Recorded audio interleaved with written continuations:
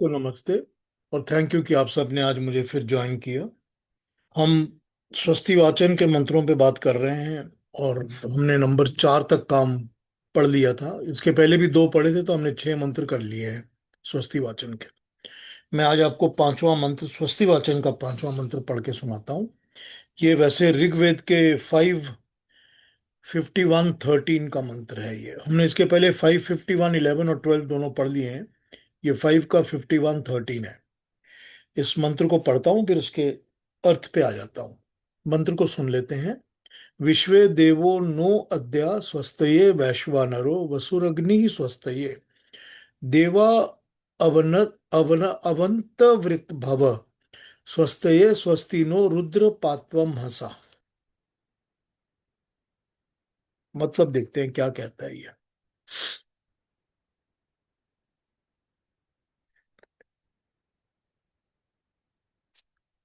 ये कहता है, विश्व देवा, प्रपंच में व्याप्त सब दिव्य अलौकिक शक्तियां न हमारे अद्य वर्तमान जीवन में स्वस्थ कल्याण के लिए हों।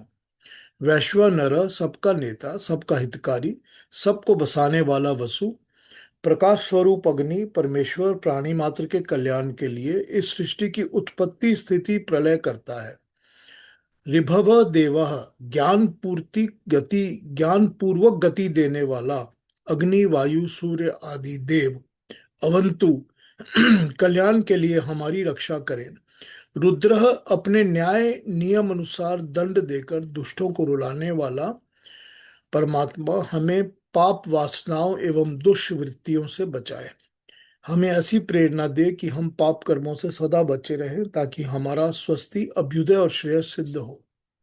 पहला मंत्र का अर्थ आपको बताया। इसमें बहुत इंपॉर्टेंट बात यह हो जाती है कि जब हम परमात्मा के रुद्र रूप को याद करते हैं, जो दुष्टों का नाश करता है, परमात्मा का वो रूप जो खराब, बुरी चीजों को, बुरे लोगों का नाश करता है, उसमें यह बहुत इंपॉर्टेंट हो जाता है कि हम उसको इसलिए याद करते हैं कि हमारे अंदर जो दुष्ट भावनाएं हैं, जो भी हमारे अंदर गलत भावनाएं हैं, गलत इच्छाएं हैं, गलत हमारे अंदर की गलत इमोशंस और फीलिंग्स और विचार है, थॉट है, वो सब नष्ट कर दिए जाएं।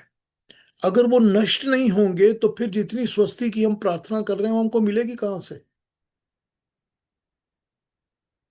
जब वो अभी जो रवि जी बता रहे हैं, जिस बर्तन के अंदर नीचे अगर छेक होगा और ऊपर से आप डालते जाइए तो जमा कहां से होगा?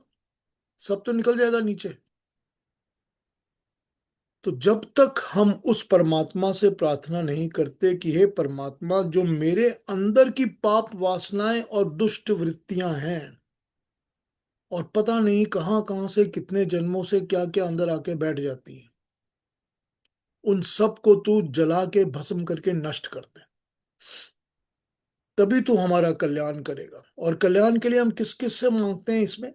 इस मंत्र में हम पहले तो विश्व देवा, जो सारे सारे के सारे यूनिवर्स की दिव्य शक्तियां हैं, पावर्स हैं, उनसे। फिर हम कहते हैं कि इसी जीवन में हे परमात्मा, जो तू वैश्वा नर है, तू परमात्मा जो इस विश्व का मेन क्रिएटर, नेता है, लीडर है जो तू। और फिर हम उसको कहते हैं कि तू अग्नि स्वरूप है, यानी कि तू पवित्र है। सृष्टि की उत्पत्ति, प्रलय और स्थिति तू ही करता है। और ज्ञान पूर्वक गति देने वाला, जो गति तो देता है, स्पीड तो देता है, पर ज्ञान के साथ देता है। अंधाधुंध नहीं भागे रहते। हमको ज्ञान मिलेगा, उसी से हम गति करेंगे। और हमको ज्ञान से गति अग्नि, वायु और सूर्य की तरह मिलती है। जैसे अग्नि और वायु और सूर्य, इनमें गति होती है, उसी तरह से हमको भी गति मिलती है ज्ञान के साथ। और अवंतु, अवंतु वृतः पढ़ा था, कल्याण के लिए हमारी रक्षा करें। इसका दूसरा अर्थ भी एक बार पढ़ता हूं।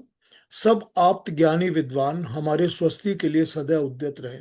सबका हितकारी, सबका नेता, संयमी, गृहस्थी, ज्ञानदाता, आचार्य, सर्व मंगल के लिए सत्य धर्म, सत्य ज्ञान का प्रवचन उपदेश करे। ऋभव, उच्च कोटि के वैज्ञानिक, अस्त्र शस्त्र के कुशल निर्माता, शिल्पकर और कलाकार, अध्यापक, विद्वान कल्याण के लिए हों। ऋभव, ठीक, ऋभव। जो ऋतों के हिसाब से भवः भाव देकर क्रिएशंस को बनाते हैं। ठीक। ये हो गया ऋभव का मतलब। जो भाव ऋतों के हिसाब से, परमात्मा के बनाए ऋतों नियमों के हिसाब से किसी भी चीज के अंदर भव क्रिएशन को पैदा करते हैं, कोई भी चीज को पैदा करते हैं। तो उसमें क्या गिनाया इन्होंने? इन्होंने गिनाया वैज्ञानिक, साइंटिस्ट्स, अस्त्र शस्त्र के कुशल निर्माता जो वेपन्स को बनाते हैं हमारी प्रोटेक्शन के लिए, शिल्पकार और कलाकार जो भी अच्छी अच्छी चीजें क्रिएट करते हैं या बनाते हैं या डिजाइन करते हैं या आर्टिस्टिकली क्रिएट करते हैं, वो भी, और अध्यापक, टीचर, और विद्वान, नॉलेजेबल लोग, ये सब के सब रिभव में आ जाते हैं। ठीक। ये सब हमारा कल्याण का काम करें। और फिर उसका एक और मतलब, मनुष्य, पशु, पक्षी, कृमि, कीट आदि स्थावर, इन सब का कायाकल्प करने वाले सवैद्य अपने उपचारों से हमारा कल्याण करें और हमें विनाश से बचाएं। यानी कि डॉक्टर्स या वैद्य, यहाँ इनका उपचार ठीक रखने वाले, जो इनको ठीक रखते हैं और ठीक करते भी हैं। और सबका, यहाँ पर सिर्फ मनुष्य नहीं है, मनुष्य भी है, पशु भी है, पक्षी भी है, कीड़े मकोड़े भी हैं, कीट आदि भी हैं, और पेड़ पौधे भी हैं। क्योंकि जब तक सब कुछ ठीक नहीं रहेगा, फिर वही बात ना, बैलेंस तो इक्विलिब्रियम मेंटेन करना पड़ेगा। हम ठीक कैसे रह सकते हैं? मेरे आसपास के सारे पेड़ पौधे मर जाएंगे तो मैं ठीक थोड़ी रह सकूंगा। सब कुछ को ठीक रखना होता है ना, तभी तो सिस्टम के अंदर सब ठीक रहेगा ना। तो उनसे हम कहते हैं कि हमारा कल्याण करें। कठिन अनुशासन में रख जीवन तपाने वाले आचार्य सबके कल्याणकारी हों तथा पाप कर्मों और दुष्ट प्रवृत्तियों से हमारी रक्षा करें। इस मंत्र में विश्वे देवा के साथ वैश्वानर, वसु, अग्नि और कर्म उपासक ऋभु देवों के साथ रुद्र का भी संबंध बताया गया है। वैश्वानर अग्नि, विश्वे देवा, वसु और वसु अग्नि, और उसके साथ ऋभु देवा जो हमने ऋभव कहा, और उसके बाद रुद्र। इन सब का इंटरकनेक्टेड मतलब बताया गया है। तो ये मंत्र इस तरह से हमको इनकी कनेक्टिविटी बताकर हमारे कल्याण की बात करता है। अब अगर इनकी कनेक्टिविटी पे बात करूंगा तो थोड़ा लंबा हो जाएगा, फिर किसी और दिन कर लूंगा। ठीक है। और एक दिन इन, सिर्फ इन पॉइंट्स की कनेक्टिविटी के ऊपर बात करके बताऊंगा आपको कि मंत्र में दूसरी तरह से क्या एक्सप्रेस किया गया है, या हमको उसमें से क्या लेसन समझना है, क्या लेना है। ठीक। है ना इंटरेस्टिंग? तो वो फिर किसी और दिन बात करूंगा और उस पर भी बात करेंगे। लेकिन अभी के लिए ये हमारा स्वस्ति वाचन का पांचवा मंत्र है, जो हम परमात्मा से प्रार्थना करते हैं कि हमारा कल्याण हो परमात्मा, और ये सब लोग जो जो भी ये फोर्सेस या पावर्स या जो भी हैं, ये हमारा कल्याण करें। तो ये था मेरा आज पांचवा, नंबर 5, स्वस्ति वाचन का पांचवा मंत्र। अब ये जो छोटे छोटे पॉइंट्स बताए हैं, इन पर मैं बात करके आपसे कर लूंगा बात, जरूर कभी ना कभी करके इसको समझा दूंगा आपको। अभी तक, अब हम गीता पर आ जाते हैं। चलिए, अगर स्वस्ति वाचन पर किसी ने कुछ पूछना हो तो आप पूछ सकते हैं मेरे से। अगर कोई और चीज चाहिए या एक्सप्लेनेशन चाहिए या कुछ और, तो मैं बता दूंगा आपको, अगर कुछ पूछना है तो। नहीं, हाँ युक्ता जी, क्या हाँ कहेंगे जी, आप? नहीं, मैंने कहा बहुत अच्छा है कि आप ये बता रहे हैं स्वस्ति वाचन के, क्योंकि अब मेरे पास काफी किताबें हैं हवन संध्या की, पर कहीं भी स्वस्ति वाचन के और शांति करणम मंत्रों के अर्थ नहीं दिए हुए कहीं पर भी। तो ये आप बता रहे हैं तो बहुत अच्छा लग रहा है। अब अच्छा है ना, देखिए, मेरे पास भी दो तीन जगह तो हैं ये मंत्र अर्थ दिए हुए, तभी मैं अलग अलग जगह से पढ़ के आपको सुना दिया करता हूँ। लेकिन हम्म। इसमें एक इश्यू ये है, मैंने आपको थोड़े दिन पहले बताया था कि मैं ढूंढ रहा था तो मेरे पास सिर्फ स्वस्ति वाचन के ही मंत्रों पर कोई किताब नहीं है। अच्छा अच्छा। हम्म। मुझे पता नहीं है कि कोई निकली है कि नहीं निकली है, छपी है कि नहीं छपी है। अब ध्यान रखूंगा, कभी अगर दिख जाएगी तो अच्छा लगेगा। मगर जो मंत्र का उच्चारण करते हैं हम, जो भी मंत्र बोलते हैं या उच्चारण करते हैं या उनको बोलते हैं, तो हमको उनके अर्थ पता होने चाहिए। हम्म। नहीं, अधिकतर किताबों में नहीं है, मेरे पास सिर्फ एक वो बुक है, वो डॉक्टर सतीश प्रकाश की। हाँ। उसमें उन्होंने मीनिंग बताए हैं स्वस्ति वाचन के, और शांतिकर्णम के, पर अदर ये दिखा अभी रही हैं तक। बहन जी, एक किताब दिखा रही हैं, उसमें शायद हैं ये सारे। अच्छा, बता रही कौन हैं सी? वैदिक मंत्रास। किसकी लिखी हुई है ये बहन जी? है उमा सैनी। अमेरिका में है ये। उमा सैनी, ये अच्छा अच्छा। वैदिक स्कॉलर है। तो उन्होंने हम्म। ये बहुत पुरानी किताब है, पता नहीं 20 हाँ, साल नहीं, पहले हाँ, हम बहुत कम के कॉन्फ्रेंस हैं। में गए थे तो वहां खरीदी थी। तो ये आर्य इसमें समाज। इसमें स्वस्ति वाचन के मंत्रों के अर्थ दिए हुए हैं। हाँ, दिया हुआ है। ठीक है। हवन, संध्या हवन और स्वस्तिवाचन के मंत्र सब है, सबके मीनिंग्स भी हैं, चलिए। इंग्लिश में भी हिंदी में भी। वो आई थी जब यहाँ पे अधिवेशन हुआ था ना आर्य समाज का। यहाँ भी आई थी। हाँ, नहीं, उसमें नहीं है। हाँ, ठीक है। नहीं, बहुत कम है। वही मैंने बताया ना, डॉक्टर सतीश प्रकाश की भी एक है, वो उसमें भी उन्होंने मीनिंग दिए हैं, हाँ, स्वस्ति वाचन के हाँ और ठीक है। शांति कर्णम के मंत्र। ठीक है। हाँ बहुत कम है, ये तो सच है। नहीं, पर आप डिटेल में समझा देते हैं तो अच्छा लग रहा है बहुत। Thank you. चलिए अच्छा है। आई होप कि जो किताब पढ़ रहे हैं उसमें वही मंत्र का अर्थ वही दिया हुआ है, कोई कुछ और ना दिया हुआ हो। मुझे नहीं, नहीं पता उनके पास जो है उसमें क्या दिया हुआ है। वही है, संक्षिप्त में है। ये हाँ, ये क्योंकि पूरी किताब थी और सब्जेक्ट में थी, तो थोड़ा थोड़ा है, लेकिन 5-6 लाइन है। ठीक है। शांति प्रकरण भी है। ठीक है।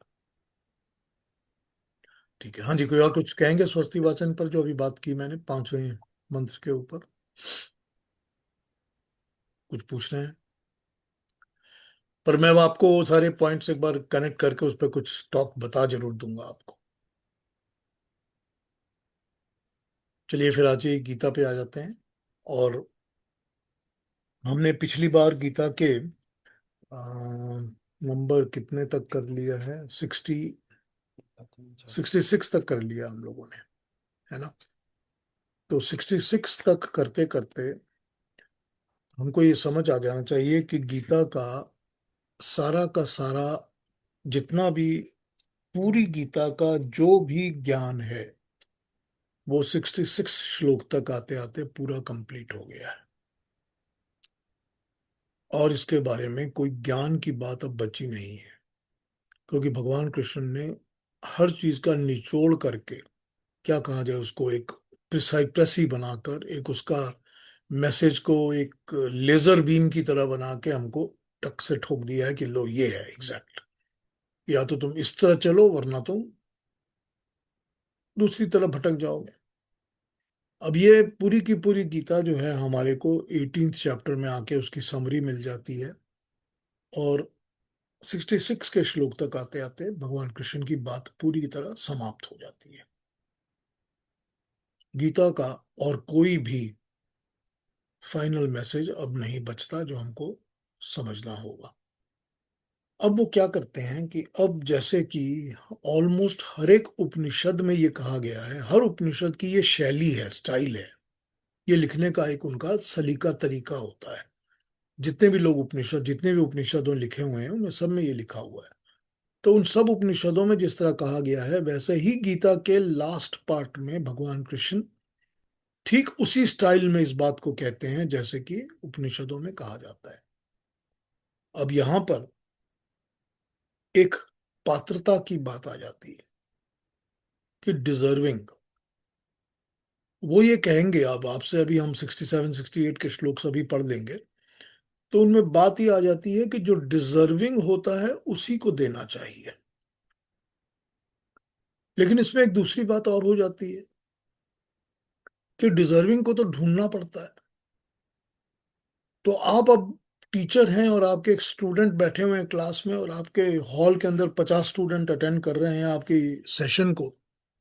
तो ये तो आप बोल नहीं सकते कि मैंने जो आज आप लेक्चर देना है या जो आपको बात बतानी है वो सिर्फ इन 50 में से 10 को ही बताने वाली हूँ, बाकी को नहीं बताऊंगा। ये तो हो नहीं सकता। आपने तो सभी को बतानी है। अब वो सभी के अंदर से वो 10 ही होंगे जो निकल के आ जाएंगे जो कि रियल डिजर्विंग होंगे। होता है ना सही? तो रियल डिजर्विंग जो होते हैं नॉलेज, उनको ही देना भी चाहिए और मिलता भी उनको ही है। क्योंकि जो ध्यान से बात सुनता है या जो कंसंट्रेट करता है, जो मेडिटेट करता है इस सब्जेक्ट के ऊपर, नॉलेज उसको ही मिलता है। वरना तो वो नॉलेज जो है वो यूं ही बस ऊपर से आधा पचौधा पड़ता है, किसी के सर पे किसी के नहीं पड़ता है, मतलब थोड़ा सा समझ में आया, थोड़ा नहीं आया, बाकी का चल गया काम, एग्जाम पास हो गया काम खत्म। यही होता है ना, कि पास मार्क्स मिल जाएंगे, चलो कोई बात नहीं। तो जितना भी नॉलेज होता है ना, दुनिया की जो भी चीज होती है ना डिजर्विंग, अब इसको दूसरी मटेरियल वर्ल्ड में देख लीजिए, चलिए आप, कि बहुत सारा पैसा है, आपने बांटना है किसी को, तो आपने जिसके हाथ में पैसा देना है वो आगे क्या करेगा उस पैसे का, ये सोचिए आप। चलिए आपने कहा कि मेरे पास 5 लाख रुपए हैं, मैं इस आदमी को दे देना चाहता हूँ, मैंने डोनेट कर दिए 5 लाख रुपए किसी को। अब वो या तो कोई डिजर्विंग आदमी है तो उसको रखेगा, अपनी जरूरतों के लिए यूज करेगा, या अपने इन्वेस्टमेंट में यूज करेगा, या कोई ऐसी जगह रखेगा कि उसको फायदा होता रहे काफी लंबे समय तक। और वो अगले दिन चला जाएगा लास वेगास में जाके टेबल्स में ताश खेलेगा और बेट लगाएगा और जुआ खेलेगा और वापस आ जाएगा भाग के, खत्म खत्म हो गए सारे 5 लाख। ये डिजर्विंग के ऊपर होता है ना, कि कौन किस चीज को कैसे यूज करेगा। हर चीज के ऊपर वही होता है कि जो डिजर्विंग होता है उसी को मिलता है, दूसरे को मिलता नहीं। और फिर दूसरी बात ये होती है कि जब किसी भी टीचर को प्रीचर को ये पता चल जाता है कि मैं जो ज्ञान दे रहा हूं वो सामने बैठे लोग ले रहे हैं या नहीं ले रहे हैं, ये हर एक टीचर को पता चल जाता है। इसके लिए कोई भी स्पेशल रॉकेट साइंस की जरूरत नहीं पड़ती। जो पढ़ाने वाला होता है ना, वो जब उस स्टैंड पे खड़ा होकर टीच कर रहा होता है तो उसको पता होता है कि सामने जो बैठे हैं ये कौन ज्ञान को ले रहा है, कौन नहीं ले रहा, कौन आर्टिफिशियल है जो दिखावा कर रहा है, और कौन रियली एब्जॉर्ब कर रहा है, और कौन बिल्कुल केयर नहीं कर रहा। बड़ी इजीली पता चल जाता है ये। वो इस चीज को जाहिर करे ना करे दूसरी बात है, क्योंकि उसको डिसेंसी मेंटेन करनी पड़ती है टीचर को, अपना डेकोरम मेंटेन करना पड़ता है, लेकिन वो उसको पता तो चल जाता है इमीडिएटली। और जब वो पता चल जाता है तो फिर वो लोग जो कि असल में इंटरेस्टेड होते हैं, वो ऐसी ही क्वेश्चंस, ऐसी ही बातें पूछते हैं कि उस्ताद को फिर, टीचर को फिर पता चल जाता है कि देखो इसने ये पूछा है तो इसको तसल्ली के साथ आराम से इस बात को एक्सपैंड करके जवाब दो। होता है ना ऐसा। यही तो बोल रहे हैं भगवान कृष्ण, जो अगले श्लोकों में बात करेंगे। श्लोकों को पढ़ लेते हैं तो फिर और भी समझ आ जाएगी बात। तो यही बात कर रहे हैं भगवान कृष्ण आगे। आइए इसको पढ़ के देखते हैं आगे। तो हमने 66 तक कर लिया था ना। अलका जी हमको 67 और 68 पढ़ के बता दीजिए आज। हाँ जी। Thank you. इदं ते नातपस्काय न भक्ताय कदाचन न चाशुश्रूषवे वाच्यं न च मां श्रोभ्यसूयति।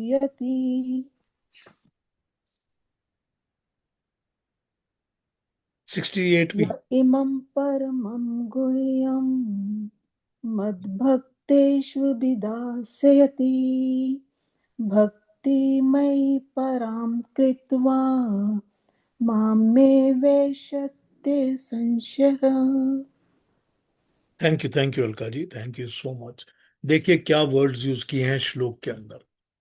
अगर आपके पास श्लोक है तो आप पढ़ के देखेंगे। एक तो उन्होंने कहा है न आतपकस आपत आत अत अतपस्काय, अतपस्काय, न नहीं, अतपस्काय।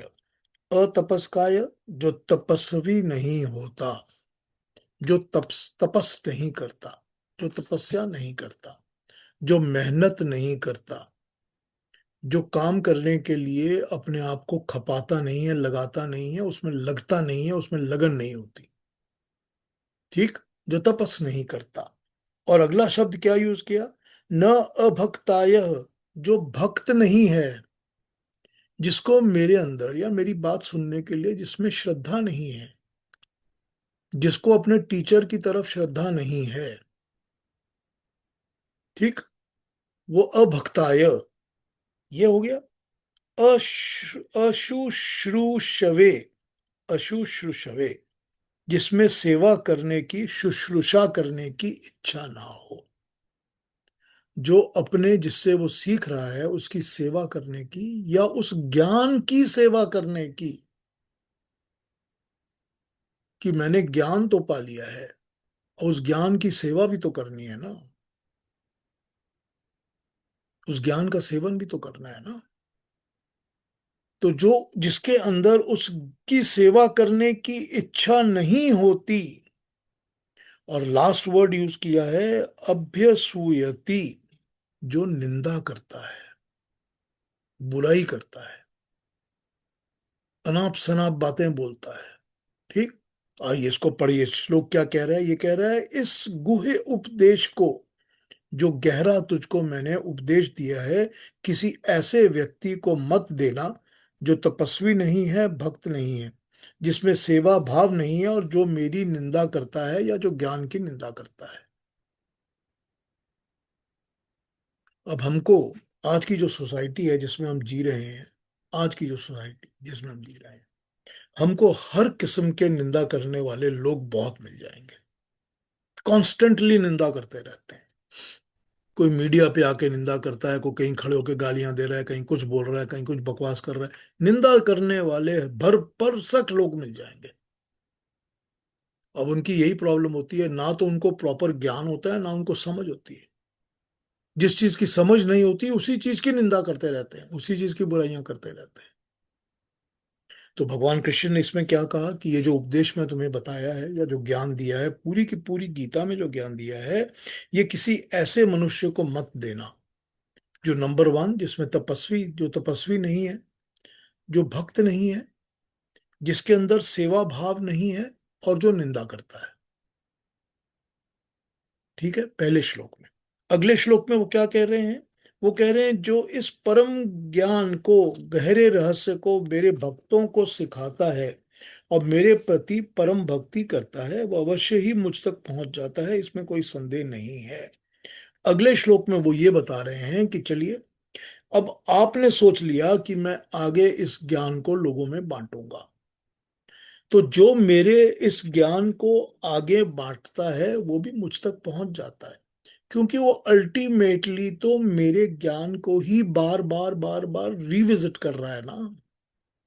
उसी को तो रीस्टडी कर रहा है, उसी को तो दोबारा पढ़ पढ़ के उसी के ज्ञान के बारे में ही तो सब कुछ उसको समझ में आ रहा है, वो उसी को तो बार बार बोल रहा है। तो जब बार बार बोल रहा है तो उसके अंदर तो वही चीज बैठ रही है ना, समाज आ रही है ना उसके अंदर। तो वो भी उसी तरह मेरे पास पहुंच जाता है। तब तुमने अगर, हमने अगर, किसी ने भी अगर, भगवान कृष्ण ने जो भी उस समय, उस वक्त जब वो अर्जुन को पूरा का पूरा ज्ञान गीता का दे रहे हैं, उसने नहीं सुना, किसी ने नहीं सुना। अब हम और आप तो 5,000 सालों के बाद इसको पढ़ रहे हैं। तो हम भी जब इसको पढ़ लेंगे और पढ़कर इसके ऊपर बार बार चिंतन करेंगे, या आगे इस मैसेज को पढ़ाएंगे, तो हमको भी परमात्मा की प्राप्ति उसी तरह हो जाएगी, क्योंकि हम भी तो उसी मैसेज को, उसी ज्ञान को प्राप्त कर रहे हैं ना। वही तो, वही बातें हम सुन रहे हैं, बार बार समझ रहे हैं ना, और आगे बढ़ा रहे हैं, आगे सिखा रहे हैं या सीख रहे हैं अपने आप। अब सिखाने का एक बड़ा अच्छा पॉइंट ये होता है कि जब आप किसी को सिखाते हो तो फिर अपने आप को भी तो सीख दे रहे हो ना। थोड़ा तो रिवाइज अपने अंदर भी हो जाता है, अपने अंदर भी तो दोबारा उस चीज की, ज्ञान की एक रिविजिट हो जाती है, दोबारा रिफ्रेश हो जाता है ना। तो इसी तरह से तो वो बता रहे हैं कि जो मेरे इस ज्ञान को आगे बढ़ाएगा वो भी मुझ तक उसी तरह पहुंच जाएगा। तो अगले भी दो देख लेते हैं, 69 70 भी। ठीक है ना। फिर अगर कोई पूछना हो तो पूछ लिया जाएगा, पर आइए अलका जी 69 और 70 भी पढ़ दीजिए हमारे को। न च तस्मान् मनुष्येषु कश्चिन्मे प्रिये कृतं भविता न च मे तस्मान् अन्ये प्रियेतरो भुवि अध्येष्टे च य इमं धर्म्यं संवादमाव्ययो ज्ञान यज्ञेन तेनाहम् इष्टस्यामिति मे मिति। Thank you so much, thank you Alka ji, thank you. 69 कहता है, ऐसे व्यक्ति की अपेक्षा मनुष्यों में मेरा कोई अधिक प्रिय कार्य करने वाला नहीं है, और इस संसार में उसकी अपेक्षा मुझे कोई अधिक प्रिय होने वाला नहीं है। और जो व्यक्ति हमारे इस संवाद का अध्ययन करेगा, मेरी ये धारणा है कि मेरी ज्ञान यज्ञ द्वारा पूजा कर रहा होगा। तो अब वो बोल रहे हैं कि जिस तरह से किसी भी टीचर का कोई फेवरेट स्टूडेंट्स हो जाते हैं, करेक्ट, टीचर के फेवरेट स्टूडेंट्स कौन से होते हैं? जो टीचर के कई सालों बाद भी जब मिलते हैं तो आके पैर छूते हैं और कहते हैं कि मैं आपका वो स्टूडेंट हूं, आपने मुझे पढ़ाया था, देखिए मैं किस स्टेज पर पहुंचा हुआ हूं। टीचर को याद रहे ना रहे, स्टूडेंट्स को रहता है। वो होते हैं ना प्रिय स्टूडेंट्स। तो यही कह रहे हैं भगवान कृष्ण कि जो ऐसे लोग हैं जो मुझे मानेंगे, मेरे ज्ञान को अडॉप्ट करेंगे, लेंगे, वो मेरे प्रिय हो जाएंगे, मेरे फेवरेट्स हो जाएंगे। यही लोग सब मेरे फेवरेट होंगे, जितने भी मनुष्य ऐसे होंगे जो मेरे ज्ञान को मानेंगे, मेरी बात को सुनेंगे। अब अ,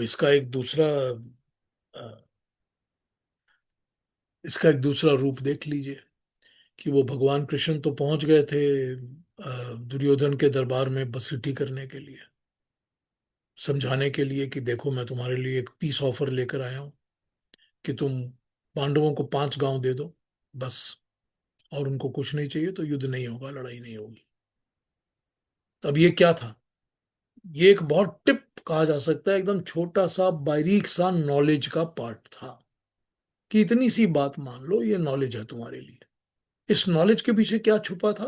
कि तुम्हारा विनाश नहीं होगा, तुम्हारा सर्वनाश नहीं होगा।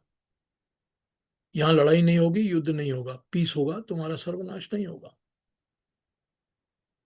तो जब नहीं मानता है कोई, तो वो फिर उसका प्रिय कैसे हो सकता है? क्योंकि उनको तो पता है इसका तो विनाश होना जरूरी है। जो बात ही नहीं सुनता है मेरी, उसका तो विनाश ही होगा। तो परमात्मा तो मैसेजेस जो होते हैं, ईश्वर जो होता है, वो इसी तरह हमको मैसेजेस देता रहता है। कभी हमारे कॉन्शियस माइंड के अंदर, कभी हमारे हार्ट के अंदर, कभी किसी और के थ्रू, कभी किसी टीचर के थ्रू, कभी किसी बड़े के थ्रू, कभी माँ बाप के थ्रू, वो हमको मैसेज भेजता रहता है। हम जब उस मैसेज को अडॉप्ट कर लेंगे तभी तो हम कहेंगे ना कि हाँ चलो हम उसके फेवरेट हो गए। फेवरेट हो गए क्या मतलब है? मतलब है कि हमारा अच्छा होगा, भला होगा, हमारा विनाश नहीं होगा। जब हमारा अच्छा होगा, बुरा नहीं होगा, तो हम कहेंगे कि भाई वो मेरे ऊपर बहुत ज्यादा दया करता है, मेरे ऊपर बहुत कृपा है उसके ऊपर, ऊपर वाले की मेरे ऊपर हमेशा नजर रहती है, बड़ा अच्छा करता है मेरे लिए। तो हो गया ना फेवरेट। तो वहीं से तो फेवरेटिज्म आएगी, जब हम उसकी बात मानेंगे और सुनेंगे।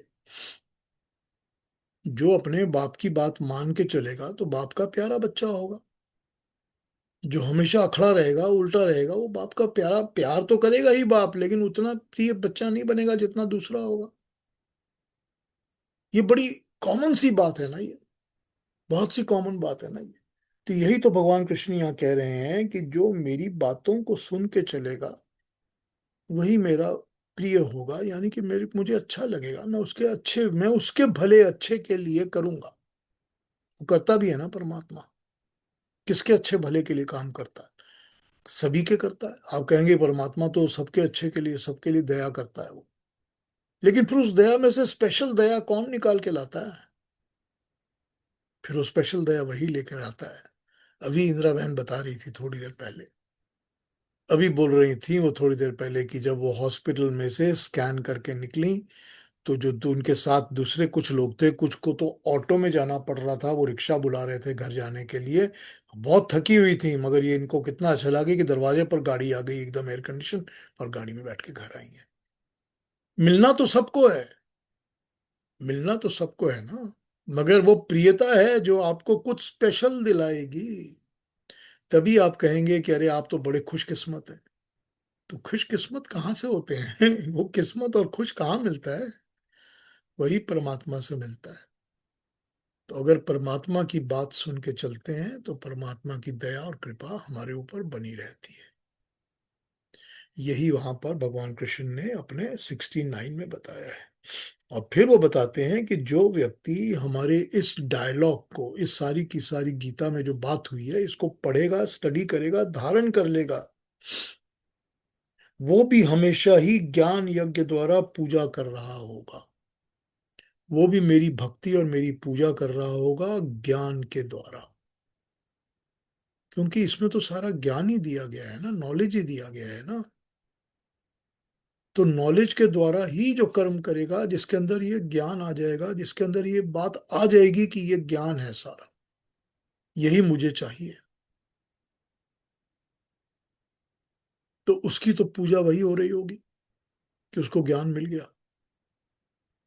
और वो बांट भी रहा होगा, लोगों को भी दे रहा होगा, खुद भी ले रहा होगा। क्योंकि जो भी इस चीज को स्टडी करेगा, अब ये देखिए, आप ये आर्ग्यू कर सकते हैं, यहां पर हम ये आर्ग्यू कर सकते हैं कि जो, अगर भगवान कृष्ण उस कुरुक्षेत्र के युद्ध के मैदान में खड़े होकर अर्जुन को ये बात समझा रहे हैं या ज्ञान दे रहे हैं या अपनी गीता का ज्ञान दे रहे हैं, तो भगवान कृष्ण तो ये बोलेंगे नहीं ना कि हमारे इस डायलॉग को जो स्टडी करेगा, वो नहीं बोलेंगे ना इस बात को। ये थोड़ा सा आउट ऑफ द रेफरेंस लगता है सुनकर या पढ़कर, कि भगवान ने ये बात क्यों बोली कि जो भी हमारे इस डायलॉग को स्टडी करेगा, इसका अध्ययन करेगा। ठीक। तो ये बात तो उस तरह से हो जाती है जिस तरह से उपनिषदों में बात कही जाती है। तो आप ये कह सकते हैं कि ये वेद व्यास जो इसको डॉक्यूमेंट करके लिख रहे हैं, ये उनके लिखने का तरीका है। या ये कह सकते हैं कि भगवान कृष्ण ने इस बात को वहां पर यूं डायलॉग में तो कहा हो कि जो भी हमारी इन बातों को समझेगा उसका कल्याण होगा। क्योंकि स्टडी का काम तो तब आएगा जबकि उसको रिटन फॉर्मेट में सामने रख दिया जाएगा, या डॉक्यूमेंट करके रख दिया जाएगा, या किसी भी रिकॉर्डिंग फॉर्मेट पे रख दिया जाएगा। वो काम तो वेद व्यास कर रहे थे, ऋषि वेद व्यास कर रहे थे वो काम। तो ये अध्ययन की बात भगवान कृष्ण ने इसका रेफरेंस जरूर कहा होगा कि हमारी इस संवाद को, जो हमारे आपस में बात हो रही है, जो भी इन बातों को समझेगा, और वो समझाने के काम में ऋषि वेद व्यास ने इसको डॉक्यूमेंट करके हमारे सामने रख दिया है कि जो भी इन चीजों का ज्ञान प्राप्त करेगा, जो भी इनको पढ़ेगा, और पढ़ ही रहे हैं ना, पिछले 5,000 सालों से पढ़ रहे हैं ना लोग, मिल भी रहा है ना लोगों को, बहुत कुछ मिल रहा है ना इसमें से लोगों को। तो मिल रहा नहीं होता तो कोई इसको फॉलो ही ना करता, तो कितने लिटरेचर्स दुनिया में बनते हैं, वो खत्म हो जाते हैं, चले जाते हैं, जिसमें से मैनकाइंड को कुछ मिलता नहीं है। तो ये, इसमें भगवान कृष्ण ने इस मैसेज को नंबर 70 में यही बताया है कि हमारे इस डायलॉग को, और मैं तो आपको शुरू से कहता हूं कि जब आपको गीता को समझना होगा तो आपको ये जानना होगा, समझना होगा कि जो गीता है ये टू मैन एक्ट है, कि ये एक नॉर्मल ह्यूमन बीइंग्स और परमात्मा, इन दोनों के बीच का डायलॉग है। नॉर्मल ह्यूमन बीइंग्स के दिल में जो क्वेश्चंस आते हैं, डाउट्स आते हैं, प्रॉब्लम्स आती हैं, वो सब अर्जुन रिप्रेजेंट करता है। और उसका जो जवाब होना चाहिए वो भगवान कृष्ण अपने जुबान से सब सुनाते बताते हैं, जैसे कि वो वाया मीडिया हैं, उनके अंदर ट्रांसमिट हो रही है सारी की सारी बात। ज्ञान तो इसी तरह मिलता है ना, ज्ञान तो ट्रांसमिट होकर ही आता है हमारे पास, आपके हमारे सबके अंदर ज्ञान ऐसे ही आता है। तो जो इस डायलॉग को समझ जाएगा कि भगवान और ह्यूमन बीइंग्स के बीच में किस तरह का डायलॉग हो रहा है, क्या समझाने की कोशिश कर रहे हैं ईश्वर परमेश्वर, शुरू से समझा रहे हैं अलग अलग तरीके से, कितने लॉजिक्स, कितने अलग अलग रीजनिंग्स, कितनी अलग अलग तरह की आर्गुमेंट्स देके उन्होंने अपनी बात समझाई है। जो इन डायलॉग को समझ जाएगा वो ज्ञान यज्ञ करके उसी के द्वारा वो परमात्मा की पूजा कर रहा होगा। तो फिर फाइनल वर्ड्स में क्या आ गया? फाइनल वर्ड में ये आ गया कि परमात्मा की पूजा ज्ञान के द्वारा ही होती है। आ गया ना? बिना ज्ञान के परमात्मा की, ईश्वर की प्राप्ति नहीं होती। तो ईश्वर की प्राप्ति के लिए चाहे वो भक्त है और चाहे वो अच्छे कर्म वाला है, जो भी है, उसको ज्ञान की प्राप्ति आवश्यक हो जाती है, क्योंकि वो ज्ञान के द्वारा ही ईश्वर के पास पहुंच सकता है। वही जो पहले हमने कभी पढ़ी थी ना, ज्ञान की पराकाष्ठा पढ़ी थी ना थोड़े दिन पहले हमने कहीं पर, इसी गीता में ही थोड़े कुछ श्लोक पहले, कि जो ज्ञान की पराकाष्ठा होती है वो ईश्वर की प्राप्ति कराती है, वही परमात्मा का साक्षात्कार कराती है। तो जो ज्ञान के द्वारा ही मेरे इस सारे संवाद को समझ जाएगा, इसका ज्ञान प्राप्त कर लेगा, वो पूजा कर रहा होगा, वो रियली ही परमात्मा की पाने की प्राप्ति में लगा हुआ होगा। तो ये इन्होंने हमको 70 तक समझाया है। अब 71 72 से थोड़ी दूसरी बात हो जाएगी, उसको मैं कल पकड़ लूंगा, ठीक है ना। आज कुछ पूछना कहना हो तो आप लोग पूछ लीजिए, पर एक मिनट एक काम करता हूँ, ये 4 श्लोकों की दूसरी ट्रांसलेशंस पढ़ के सुनाता हूँ आपको। मैंने वो पढ़ी नहीं अभी तक, आइए उसको पढ़ देता हूँ पहले। 70 तक के 4 श्लोकों की दूसरी translations.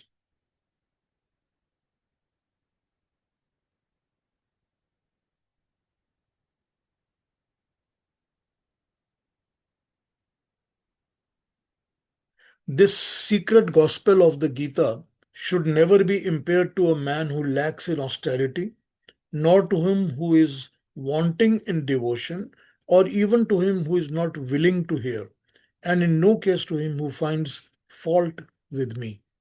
He who, offering the highest love to me, preaches the most profound gospel of the Gita among my devotees shall come to me alone, there is no doubt about it. Among men, there is none who does me a more loving service than he, nor shall anyone be dearer to me on the entire globe than he. Whosoever studies this sacred dialogue of ours in form of the Gita, by, by him too shall I be worshipped with yajna of knowledge. Such is my conviction.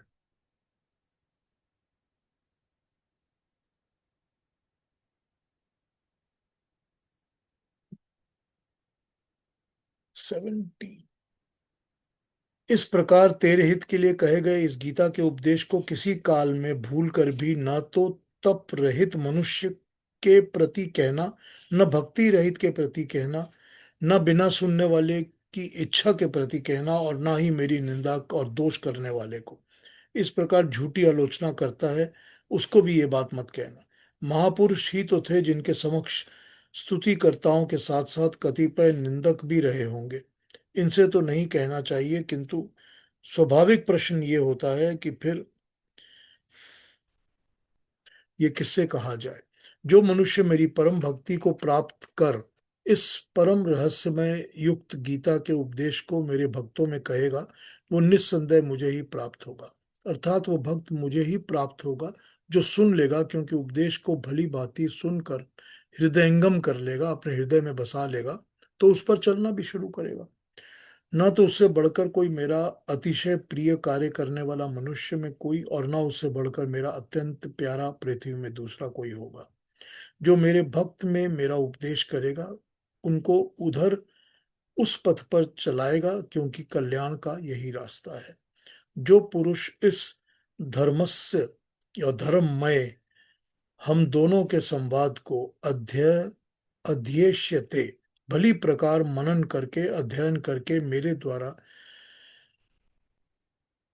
मैं ज्ञान यज्ञ में पूजित होऊंगा, अर्थात ऐसा यज्ञ जिसका परिणाम ज्ञान है, जिसका स्वरूप पीछे बताया गया है, जिसका तात्पर्य है साक्षात्कार के साथ मिलने वाली जानकारी, ऐसा मेरा निश्चित मत है।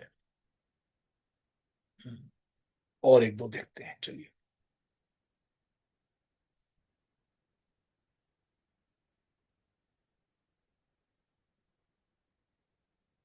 हे अर्जुन, मैंने इस सर्वगुह्यतम वचन को, बहुत सीक्रेट वचन को इसलिए भी कहा है कि साधारण पुरुष उसका अर्थ पाप फलेभ्यो मोक्षयिष्यामि ऐसा समझकर पाप से अलग लग जाएं।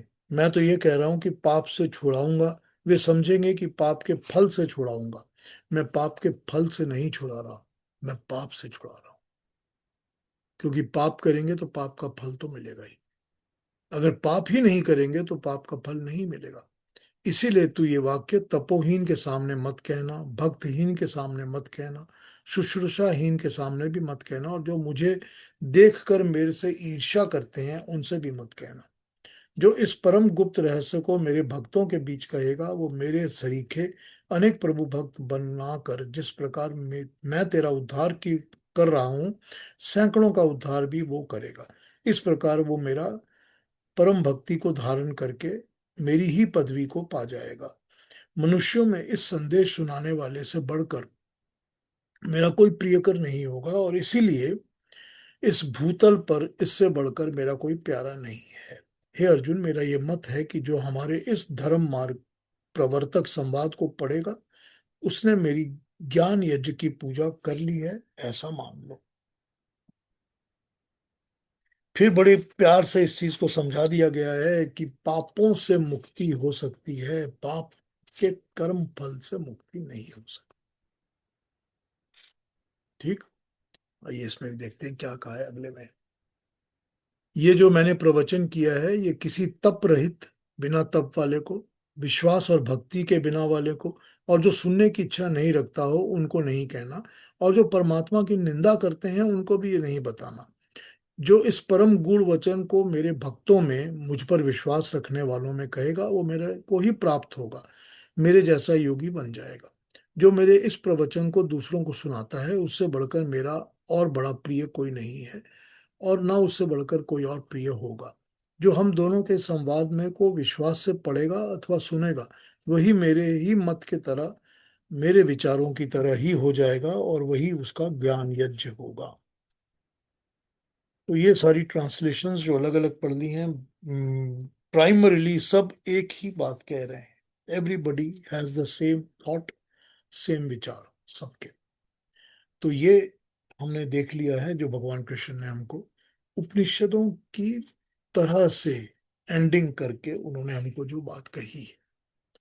तो जो हमने आज 4, 67, 68, 69, 70 के श्लोक कहे हैं आज, जिस पे बारे में बात हुई है, अब कुछ पूछना कहना हो तो पूछ लीजिए मुझसे।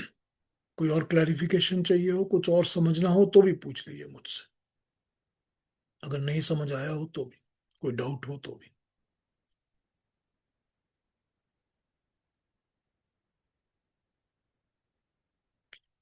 यहाँ भी भगवान कृष्ण 1, 2, 3 करके क्लासिफाई करके बता देते हैं कि जो तप नहीं करते, जिनमें भक्ति और श्रद्धा नहीं है, जो विश्वास नहीं रखते, और जो लोग निंदा करते हैं। ठीक। इस तरह उन्होंने 1, 2, 3, 4 करके बता दिया कि ऐसे लोगों में तो ज्ञान बांटना ही नहीं चाहिए, दे डोंट डिजर्व इट। तो ये बहुत बड़ा क्लियर मैसेज हो जाता है हमारे गीता का कि you have to be deserving to Dzire.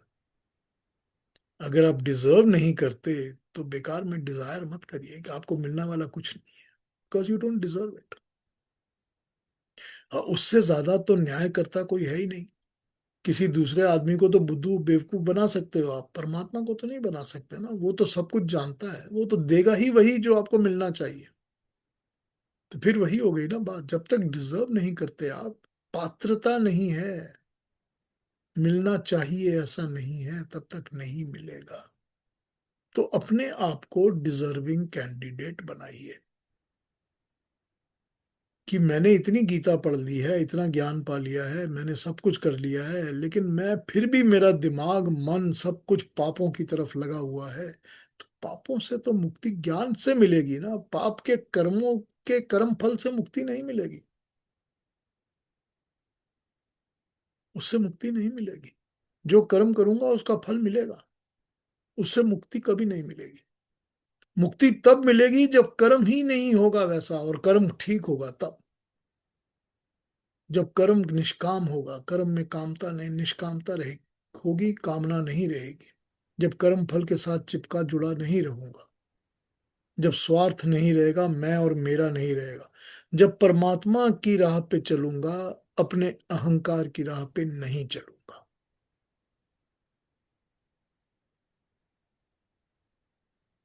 हाँ जी, कहिए, कुछ पूछना कहना हो तो पूछ लीजिए।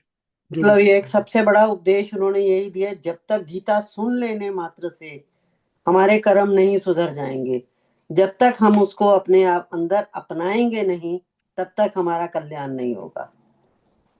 प्रभा जी, जब तक ये मन के अंदर बात नहीं निकलेगी तब तक हमारा मन दूसरी बातों को सोचता रहेगा, बिल्कुल करता रहेगा। बिल्कुल बिल्कुल। अभी बहुत ध्यान से जैसे सुनते हैं, उसको सुनना मात्र ही नहीं है, उसको अपनाना मात्र होना चाहिए, हाँ, अडॉप्ट करना है ना। एडॉप्ट करना है। और मन को मानसिक प्रिपरेशन उस तरह की हो जानी चाहिए बिल्कुल कि मन उसी तरह उस परमात्मा के दिए ज्ञान के अनुरूप ही चल रहा है। ठीक है ना। बिल्कुल। जब ऐसा मन हो जाएगा तो अपने आप मन भटकेगा नहीं ना इधर उधर, गलत जगह नहीं जाएगा। हाँ, क्या कहेंगी युक्ता जी? ये ठीक ही कहा प्रभा जी ने कि जब तक हम उसको अमल नहीं करेंगे, जब तक हम अपने में उतारेंगे नहीं उसको, तो सिर्फ पढ़ने से और सुनने से तो कोई फायदा नहीं ना। बिल्कुल हम्म, वही तो कह रहे हैं ना वो भगवान कृष्ण, हाँ जी, हाँ जी। यही तो कह रहे हैं कि पढ़ने सुनने वाले तो पढ़ते सुन के चले जाएंगे, उनको कोई फायदा नहीं होगा। कोई फायदा नहीं हो। यही तो बात है। हाँ जी, और कोई कुछ पूछेंगे, कहेंगे? हाँ महेश जी, क्या कहना चाहते हैं? नमस्ते पीयूष जी। नमस्ते।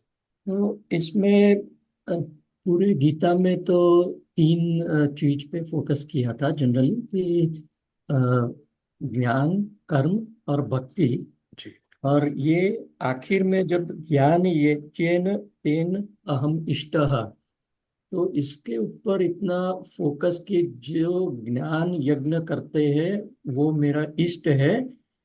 क्या आप इसके ऊपर थोड़ा इलाबरेट कर सकते हैं कि इसीलिए कहते हैं कि ज्ञान इज द फाउंडेशन कर्म करने के लिए, और फिर उसके बाद भक्ति? अगर ज्ञान को समझ के अप्लाई हाँ, नहीं करते हैं तो बाकी सब मीनिंगलेस तो नहीं कहते, लेकिन उसकी उतनी वैल्यू नहीं रहती। इसीलिए ये कृष्ण भगवान ये कहते हैं। इसको देखिए, इसको समझिए इस तरह कि जब वो कर्म की बात करते हैं शुरू में, तो ये बता देते हैं कि कोई भी मनुष्य कोई भी कर्म बिना ज्ञान के नहीं करता। जानवर भी कोई कर्म बिना ज्ञान के नहीं करता। सबको ज्ञान होता है तभी कर्म करते हैं। तो कर्म करने के लिए तो ज्ञान बहुत आवश्यक है कि कौन सा कर्म करें और कैसा कर्म नहीं करें।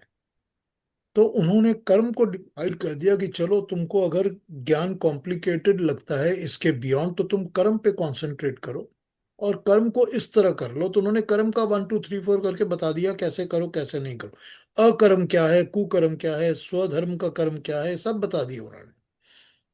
तो उस तरह से तुम अपने कर्मों को नियंत्रित करके कंट्रोल में लाके रख लो, ताकि तुम्हारे कंट्रोल में कर्म ठीक हो जाए। तो भी तुमको ये रास्ता मिल जाएगा जो मेरे तक पहुंचेगा। ठीक, समझ आ गई बात? हम्म। फिर वो कहते हैं कि अगर तुझसे कर्म का भी उस तरह बंधन नहीं होता तो तू भक्ति, मतलब तू मेरी बात सुनकर जो मैं कहता हूं वही मान के कर। फिर जब वो भक्ति की बात करते हैं तो वो भक्ति की बात में यही कहते हैं कि तू किसकी भक्ति कर रहा है, ये जान कर भक्ति कर। तू जिसकी भक्ति करेगा वो तुझे मिलेगा।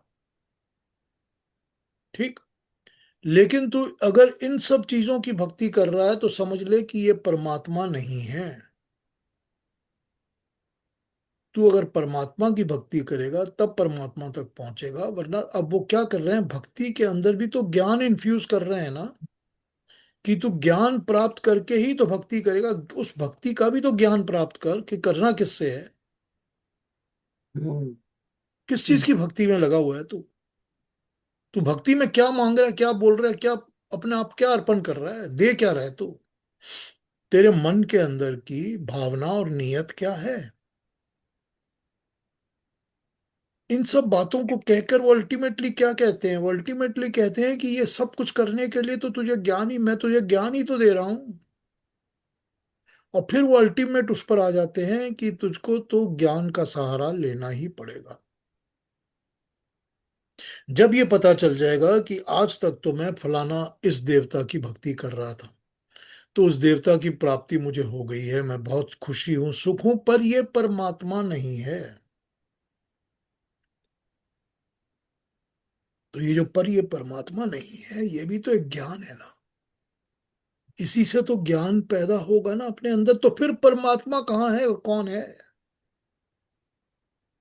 उसको कहाँ से ढूंढूं? तो फिर भी तो ज्ञान चाहिए ना। और फिर वो कर्मों में भी तो, जो कर्म मैं निष्काम कर रहा हूं, जो मैं अपने आप को बिल्कुल हटा दिया, मैं बिल्कुल एकदम परमात्मा वाले कर्मों पे लगा हूं, तो वो भी तो मुझे परमात्मा का ज्ञान है, तभी तो मैं उन कर्मों में लगा हूं। तो अल्टीमेटली वो निचोड़ लाकर ज्ञान के ऊपर टिका देते हैं। तभी मैंने कहा ना कि वो इसके पहले किसी श्लोक में ज्ञान की पराकाष्ठा पे बात कर चुके हैं, कि जो ज्ञान होता, उन्होंने तो कहा नहीं कि कर्म की पराकाष्ठा या भक्ति की पराकाष्ठा परमात्मा का मिलन है, ये तो उन्होंने नहीं कहा ना। समझ में तो हमको आ जाना चाहिए कि देखिए, जब कर्म आपके सब ठीक हो जाएंगे, अब चलिए इस पर यूं सोच लीजिए कि कर्म हमारे सब बहुत बढ़िया हैं, हमने अपने कर्मों को बिल्कुल सुधार लिया, तो होगा क्या? हमारे कर्म फल बहुत अच्छे होंगे, हमारा जीवन बहुत अच्छा होगा, बहुत अच्छा चलेगा। मगर वहां से नेक्स्ट स्टेप क्या है आपका? जब तक आप वहां से अगला स्टेप ज्ञान की रास्ते को नहीं पकड़ते, फिर आप परमात्मा की प्राप्ति नहीं कर सकते। ठीक।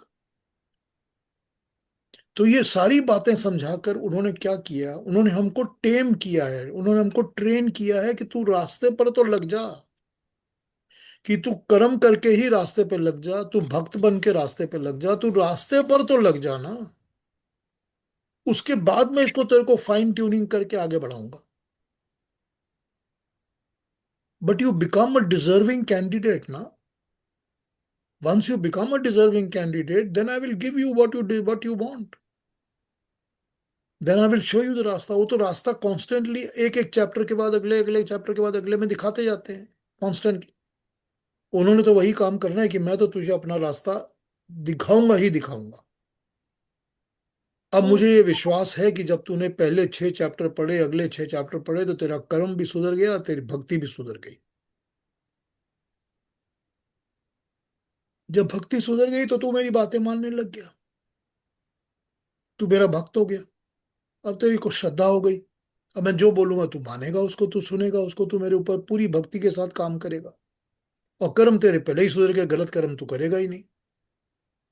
तो अब तू रेडी हो गया है कि मैं तुझे ज्ञान बताऊं, कि वो ज्ञान कौन सा है जो तुझे परमात्मा तक लेके जाएगा। तो इस तरह से वो फाइन ट्यूनिंग करके अल्टीमेटली लास्ट अपने पॉइंट पर आके ज्ञान पर आ जाते हैं। हालांकि उन्होंने तीनों बातें कही हैं, कर्म भी और भक्ति भी। ठीक है महेश जी। थैंक यू पीयूष जी। हाँ जी, केतु जी क्या कह रहे हैं? अनम्यूट अनम्यूट करिए। मुझे कहना तो नहीं था, लेकिन बात ये उठी कि आपने जो कहा कि पढ़ाने से हम सीखते भी हैं। तो ये मेरा बहुत अनुभव है कि जब मैंने 4 साल यूनिवर्सिटी में पढ़ाया, मैकगिल यूनिवर्सिटी मॉन्ट्रियल में, तो जब मैं पहली क्लास में गया पढ़ाने के लिए, and the last class when I came out after teaching after 4 years, I was much more knowledgeable. तो so that is one thing. और क्या है कि पढ़ाना इज़ वन थिंग। अगर हम लोग कॉर्पोरेट लाइफ में प्रेजेंटेशन भी करते हैं, so we are very much prepared, और उस प्रिपरेशन में भी हम लोग काफ़ी सारा सीखते हैं। और प्रेजेंटेशन में भी Q&A से we learn quite a bit. और फाइनली जब हम लोग थीसिस लिखते हैं, whether for masters whether for PhD, तो भी हम लोग काफ़ी ज्ञान प्राप्त करते हैं, क्योंकि हमें डिफेंड करना पड़ता है उसको। तो डिफेंस में हम लोग काफ़ी सारा सीखते हैं। So this is all part of teaching and ज्ञान देना। ठीक कहा आपने, बिल्कुल। Thank you Ketu ji, thank you. हाँ जी, कोई और बात किसी ने कहनी है? इंदिरा बहन, आप म्यूटेड हैं। इंदिरा बहन म्यूटेड है। 1 1 मिनट सीता जी, 1 मिनट। इंदिरा बहन कुछ बोल रही हैं। म्यूट, अपने आप को अनम्यूट करिए इंदिरा बहन।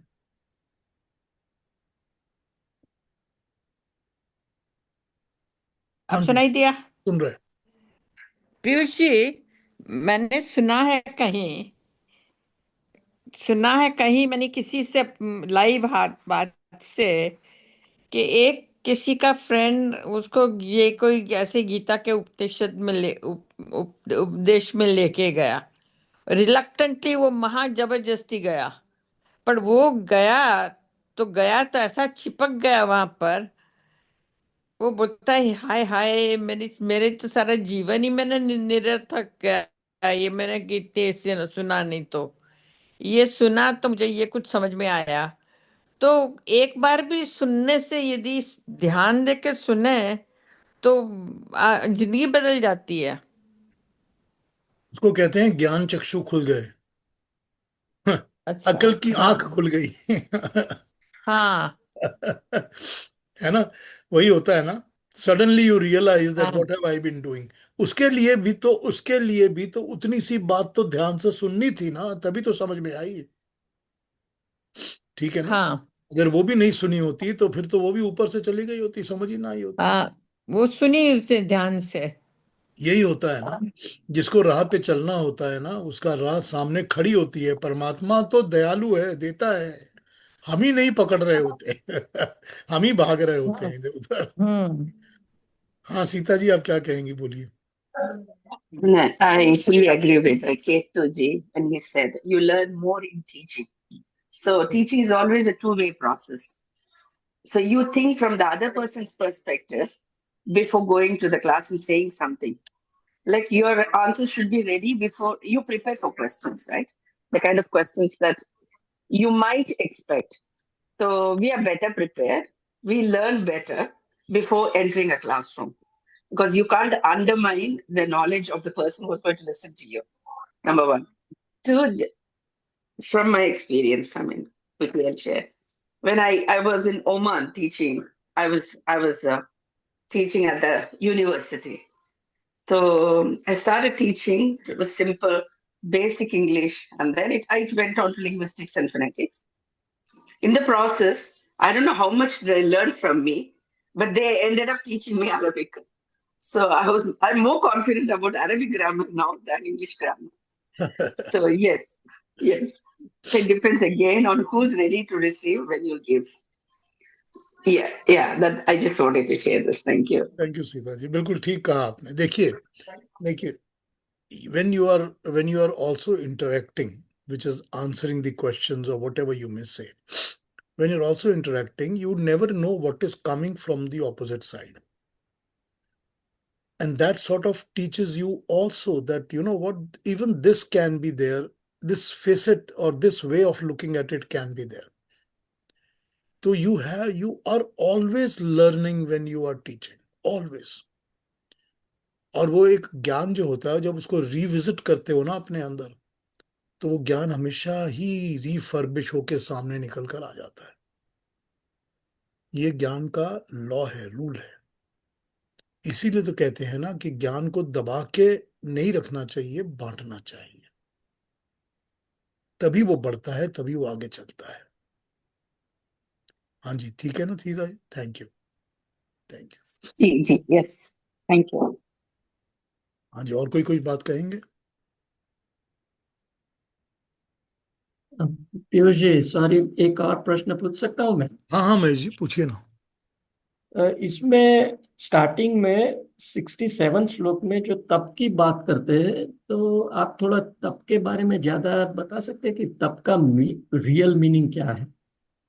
तप का मतलब, आप सारी की सारी गीता में अगर देखेंगे तो तप का मतलब होता है कि जो भी अपने कर्म के लिए मेहनत करता है, जिसमें लगन है अपने काम को करने की।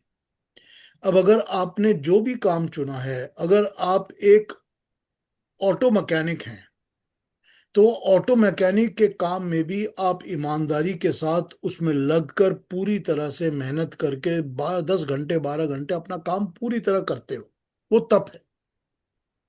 जो भी कर्म आपने स्वधर्म स्वकर्म चुना हुआ है, उसके प्रति लगन के साथ, विश्वास के साथ और ईमानदारी के साथ, वो होता है तप। उसको करते, निरंतर करते रहना तप है। एक दिन नहीं है, उसको करते रहना है आपने। तभी वो तप होती है और तपस्या होती है, कि ये आपकी तपस्या का फल है। तो वो जो आपको मिलता है कि आपने 10 साल की नौकरी काम किया है और उसमें आपको बहुत एक अवार्ड मिल रहा है कि एक्सीलेंस ऑफ सर्विस है, तो आपकी तपस्या का फल है ना। तो तपस्या का फल आपको मिलेगा ही तब जब आपने तप किया होगा। तो ये तप बताया गया है ना सारी की सारी गीता में, ये तप वही है कि कर्म करो और उसको निरंतर करो, वही तप है। क्योंकि शुरू में ही तो भगवान कृष्ण ने कह दिया है कि ये लोग जो जंगलों में जाते हैं, एक पांव पे खड़े हो जाते हैं, ये सोचते हैं तप कर रहे हैं, ये कुछ नहीं होता इससे, it's a waste of time, वो तो शुरू में बोल चुके हैं। तो वो अपने तप को बड़ी क्लैरिटी के साथ समझा दिया है उन्होंने कि तपस्या होती क्या है, कि उस कर्म को जिसका तुमने वैराग्य के बाद अपनाया है और उसका अभ्यास किया है, तो अभ्यास जो है वो तप का बहुत बड़ा हिस्सा हो जाता है। ठीक है ना।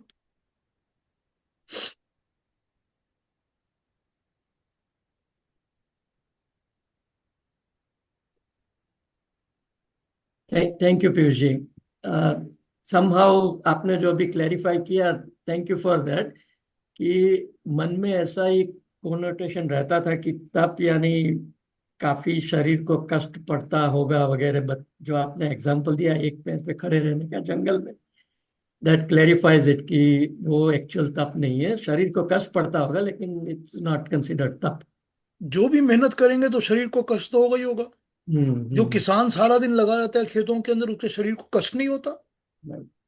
वो जो सैनिक खड़ा हुआ है -40 डिग्रीज के अंदर भी अपनी बंदूक तान के एकदम सेना की रक्षा करने के लिए, शरीर को तो तप हो रहा है ना, उसको कष्ट हो रहा है। Yep. शरीर को कष्ट तो हर काम में होना ही है ना, वरना तो आराम से सोफे पे बैठ के तो तप नहीं हो सकता ना। कर्म नहीं हो सकता ना। शरीर को कष्ट तो होगा ही, लेकिन ये नहीं है, शरीर को कष्ट देना पर्पस नहीं होता तप का। इन स्पाइट ऑफ कष्ट, शरीर में कष्ट हो रहा है तो भी, होता है तो भी, उसके बावजूद मैं अपने कर्म में पूरी लगन से लगा हुआ हूं, हम्म। ये है तप। थैंक यू पीयूष जी, बहुत थैंक यू। बढ़िया। Thank you. हाँ जी, और कोई क्वेश्चन किसी का, कोई और बात किसी के दिमाग में कुछ आई हो